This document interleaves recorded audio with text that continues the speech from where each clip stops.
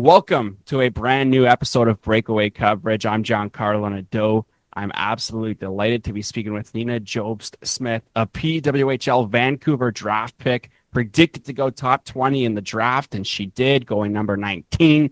She was also the captain, former captain at least, from Minnesota Duluth. Nina, how's it going? Thanks for doing this. Great. Thank you so much for having me. I can't wait. Fired up to be talking to you. Cannot wait to be talking. And thanks to your brother Jack for setting this up. He was serving as your agent to get this one done, which was awesome. Just want to find out kind of where you were born, get to know a little bit more about you. Yeah, so I was actually born in the UK. My dad's British, so we were living over there at the time, and I moved to Canada when I was 3 years old. So naturally, I think my parents maybe felt a bit of pressure to put me in hockey, and that started when I was about 6 years old, and obviously hasn't stopped since. What got you into hockey? One of my friends was playing at the time. So I registered with her, played a season, and then I found out she was going to be done playing. So I actually didn't want to play anymore after that. And my mom already paid the registration fees and everything. So she said, "You're in it for one more year." And I ended up having a great coach and a great team that year and fell in love with it. And my mom couldn't get me away from the rink after that. So. That's insane. So if it wasn't for your mom, you wouldn't be going. You wouldn't still be doing it. No, I mean, if it wasn't for my mom for half the things I've done, I wouldn't have done them. So she's been such a rock and such a support to me and has always been pushing me out of my comfort zone and finding opportunities for me. So I'm really lucky that she was able to do all those things and help me out there as well as my dad. Yeah, we just talked about how you started and how you continued to play hockey. Let's talk about the Greater Vancouver Comets and the Okanagan Hockey Academy, which you were a part of later on.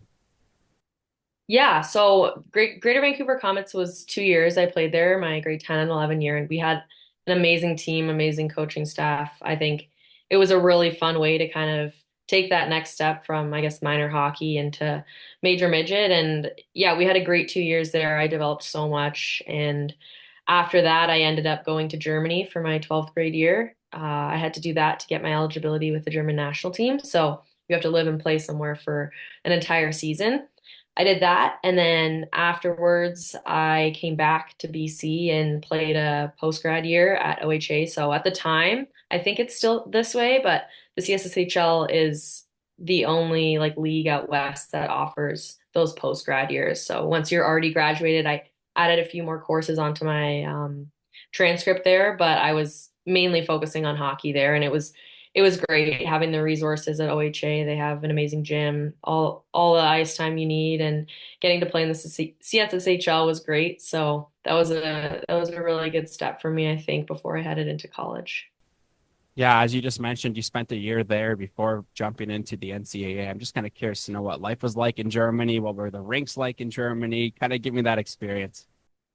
Yeah, it was a whole spread, I would say. There were some rinks that we played in that were actually three-sided almost and open to the outside. So that was definitely a shock. Or other rinks maybe didn't have glass. There was netting there instead. And it was a really cool experience, but also made me really appreciate the resources I had growing up in the North Shore and in BC. So yeah, I mean, I had a great team there. All of the girls, even though they were a bit older than me, and really took me under their wing, and still some of my best friendships now, and we keep in touch. Some of them are having kids, starting families. So it was cool. I think playing with older players really taught me to grow up, and they were really good with that and kind of taking me under their wing. And my roommates were, I think, 21 and 25 at the time, and I was 16 turning 17. So big age gap there, but I am so grateful for all of the people who were kind of a part of my journey there, including the manager who helped organize a ton of things for me being able to get over there and make that season work.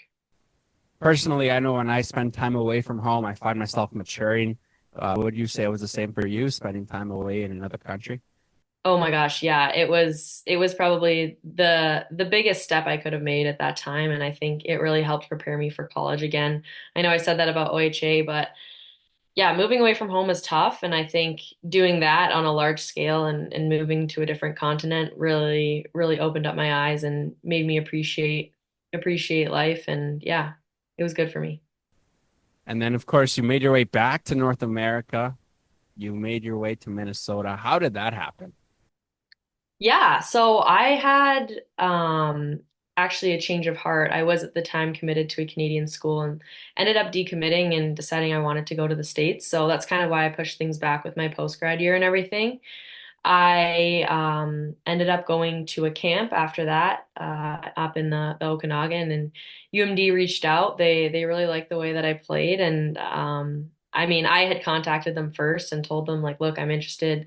I would love to get to know the coaching staff and maybe come see what you have to offer. And obviously, you don't know what teams are looking for, but they ended up really liking my style of play and flew me out the next weekend to come tour. And I loved it from the minute I stepped onto campus. I felt like I was standing there with 20 people who had the exact same ambitions and goals as me, and it didn't change when I got there either. I think that program was so good for me, and I am so proud to be a Bulldog alumni, ending up in the WCHA playing against the best athletes in women's hockey. I think it was great. There are so many good pieces to talk to on that, but ultimately, I have to credit Ashley Brickelick. She was the assistant coach at the time, and she was the one who really liked the way I played and ended up convincing the other coaches to take a chance on me, and it worked out really well. So.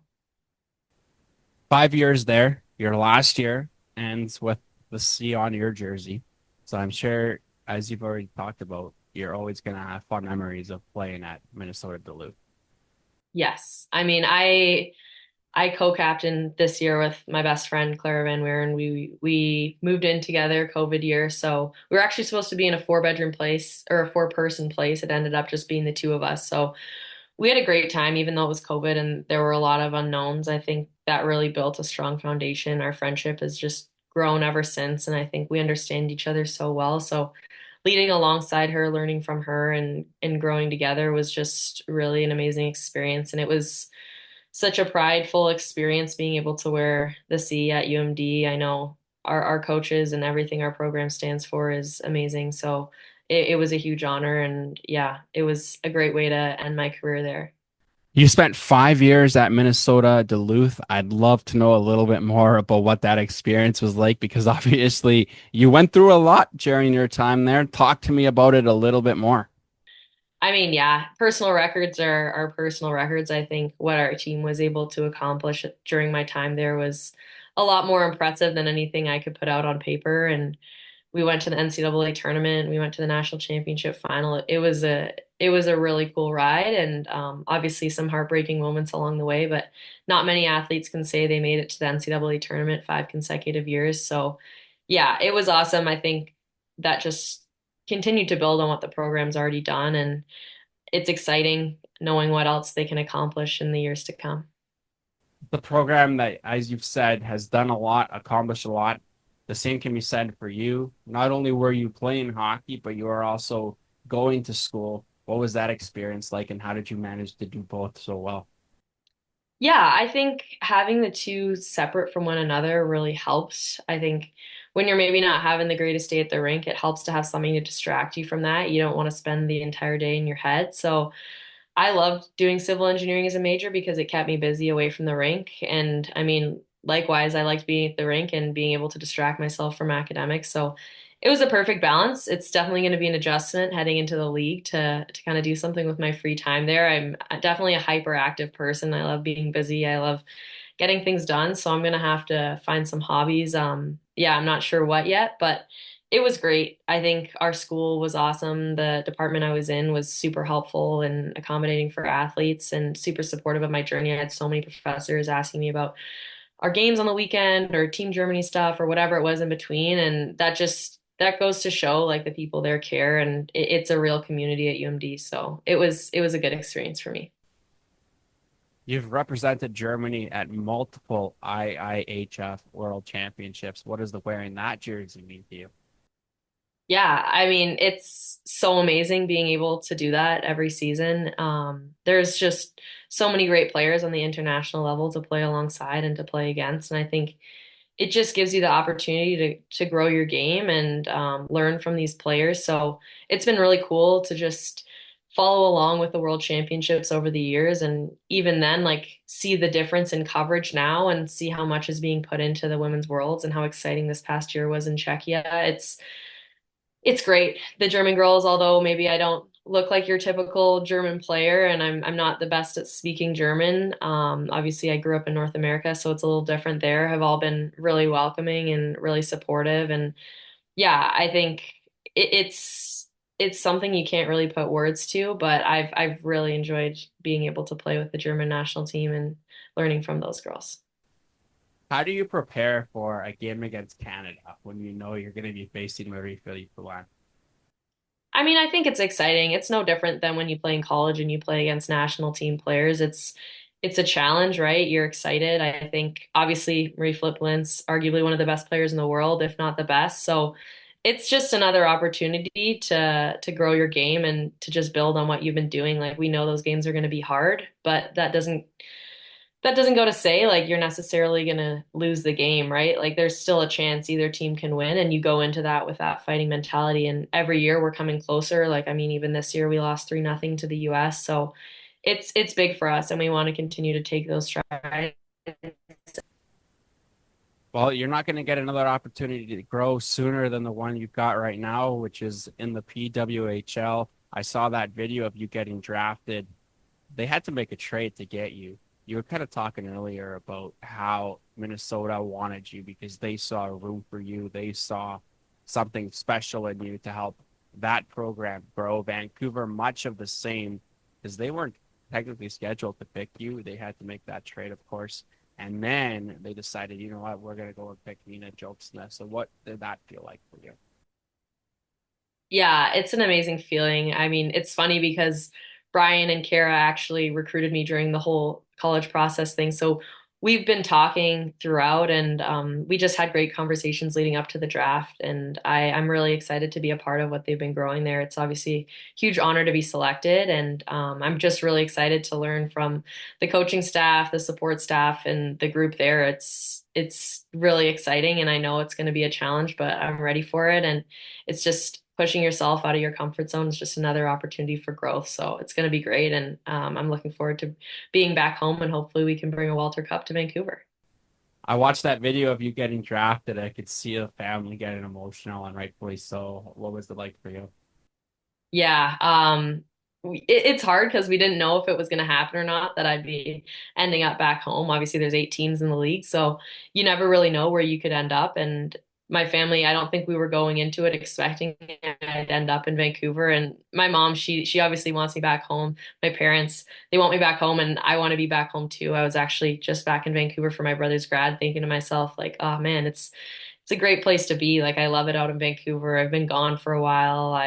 It could be really cool to get back here, and I didn't want to hope too much, but it was so exciting and obviously so emotional when I ended up getting selected there. And yeah, we're just so happy and so excited. Your family's here. You've got roots here. What else excites you about playing for PWHL Vancouver? The PWHL league for the past 2 years and being able to watch my former Bulldog teammates. So I know that there's going to be a great fan base there, and it's cool for these young players to now have visible role models in the community. I remember growing up, for me, it was the Canucks, which is great too, but you want female role models, right? And now they can all kind of dream of this league that's right in front of them. And I think it will be so big for hockey out west, and it's only going to continue to grow the amount of girls playing and the level of female hockey. The one thing I love that PWHL Vancouver has done is draft and trade and pick local players. You talk about Hannah Miller, of course, yourself. Then there's Ashton Bell. The list that goes on and on and on. And of course, I'll give some love to Chandri Bassi as well, one of the guests that I've had on the show. But how special is it to have local players on the team that understand the culture, that understand what the fan base wants? Yeah, there's something to be said about playing for your hometown, right? I think we're all going to play with a little more pride knowing that that's in our back pocket. And it's exciting for these girls because we came out of the same organizations that they're in today. So, again, like I was saying before, I think women's hockey out west is only going to continue to grow. And it's going to be really exciting to be a part of that and be able to be a role model in the community. I got to ask you this because I'm sure your brother would want me to as well. You had the opportunity to drop the puck at one of his junior games. What was that experience like? It was awesome. I don't get to see enough of his games, so it was fun to watch that. My whole family ended up coming out and it was great. Yeah, I wish I could have watched more of his minor hockey days. He's actually heading out to Slovakia, so I got to give him a shout out there. It's going to be an awesome experience, but yeah, it was fun. I was super grateful that they had me out there and it was just, yeah, good to be able to support my brother. Of course, the season still a couple months away. What's the off season going to look like for you? How much are you training? Are you in the gym? What are you doing? Yeah, just in the gym, on the ice, I think making those strides, getting faster, stronger, bigger to be able to play in the league. Obviously, the WCHA is a very physical league, but it doesn't compare quite to the size and speed of the PWHL. So looking to make that next jump and push myself. It's an advantage to be able to have a couple extra months of off season to be able to do that, right? College season ended in March and international schedule ended in April. So I've been working hard since May and I'm really excited to be able to head to camp in November and show my hard work. Well, we know what colors PWHL Vancouver is going to have. If you could pick a name for the team, what would you be going with? So I'd be going with the theme of kind of what I've been seeing of the league, and I'd go with Vancouver Tide. And this was something I already picked up on a couple months ago. Whether it comes to fruition or not, I think it'd be a cool name. I think it'd be unique and kind of fitting to the region, I guess. I like it. I like it. It works with the water, with the Mhm. colors. I get it. It makes sense. Yeah. Yeah. And the Tide's powerful. There you go. There you go. Yeah. One more question for you, because obviously you're quite powerful yourself, and I want you to give, the people listening an opportunity to kind of think about this next answer that you give. What advice are you giving somebody who's interested in starting hockey that maybe isn't quite sure if it's something they want to do? Maybe it's a young girl that wants to play in the PWHL one day, or maybe it's a young girl that, again, doesn't really know what they want to do. I think whatever you're going in to play hockey for, there's something to be taken out of it, whether it's friendships, whether it's opportunities. I think there's so much there now. And I think back to my minor hockey days, some of those girls are still my best friends and I keep in touch with them. So even if it wasn't for all the opportunity I'm getting now, like I still have those friendships and it's cool to be alongside like-minded people and play a team sport. So stick with it for a couple years. I didn't necessarily like it my first year either. So see where it can take you and yeah, put everything you have into it. There we go. I lied. I got one more. Just give me one more thing on just what you want to tell the PWHL Vancouver fans as they anticipate the start of their inaugural puck drop. I mean, thank you so much for your support already. It's been an outpouring on social media, and I think we're gonna have a great season ahead of us, and I'm looking forward to connecting with all of you at the PNE this year. Nina-Jobst-Smith, my guest, drafted 19th overall from PWHL Vancouver, going to be playing with the hometown team. Nina, I appreciate it. Thank you so much for doing this. It was a pleasure. Thank you so much for having me. That's Nina. I'm John Carlo. Thanks for joining us on Breakaway Coverage. We got a new episode dropping each and every week. We'll see you on the next one.